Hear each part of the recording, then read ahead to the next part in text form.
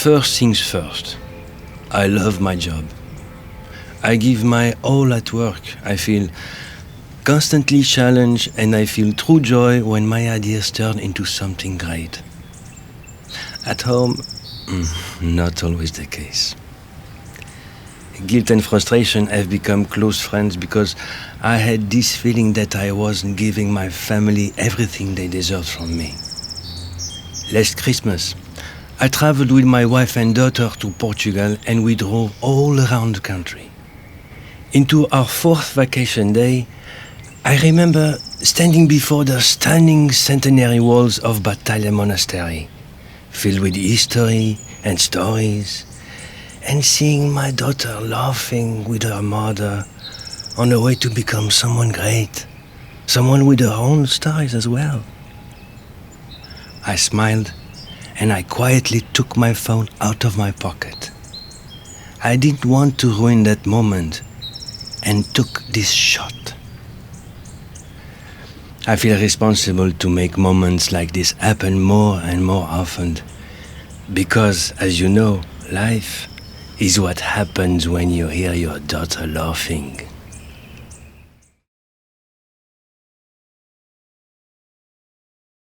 I always thought that being a teacher was my mission in life. Noble? Stimulating? Yeah. So blame me, but I was looking forward to retirement. The idea of being free to do whatever I want, of having no one to report to anymore. Of course, traveling was a big part of my plan.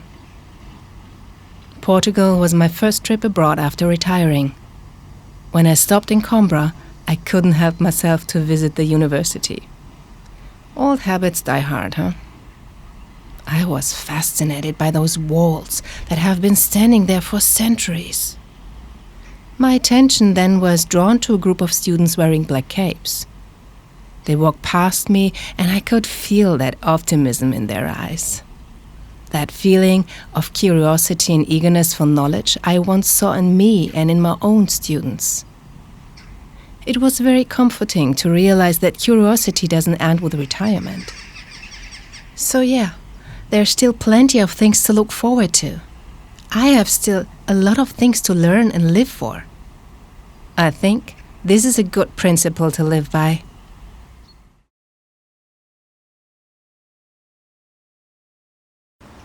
I've always been pretty comfortable in my own company. Nothing really scares me. Nothing really surprises me. One day I was driving through the scenic roads of Douro Valley, and I saw an old man on the roadside. His truck had broken down, and he didn't believe in cell phones. Yep, you can't make this stuff up. So I gave him a ride to his hometown. That was maybe an hour away.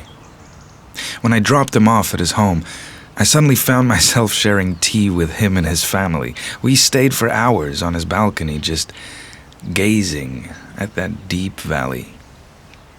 Until this day, I'm totally convinced that life can indeed surprise you when you least expect it.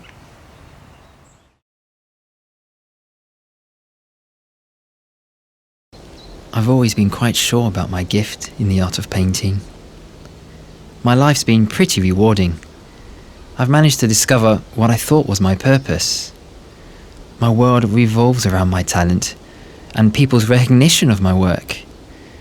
I thought I was special. But then I booked a trip with 2 friends and I came face to face with history, the raw history of art and painting. Actually, I can recall the exact moment everything changed for me.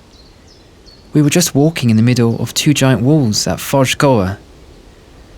It's funny to think I've been painting for the last 20 years, but with these 20,000-year-old creations, wow, I felt so small.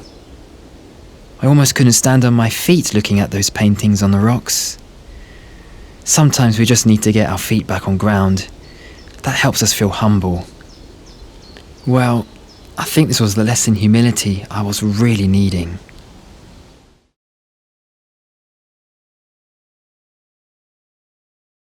"25 years is a big number.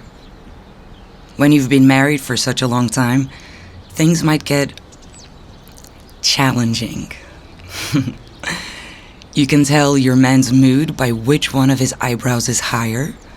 You know all of his life stories, and you already laughed at all his jokes.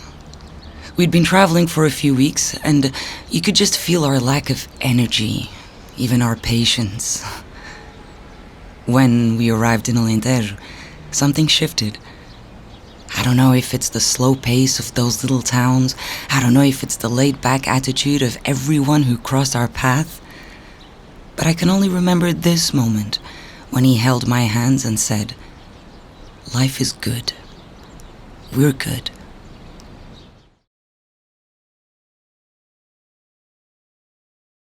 Portugal had been a dream trip for me and my best friend.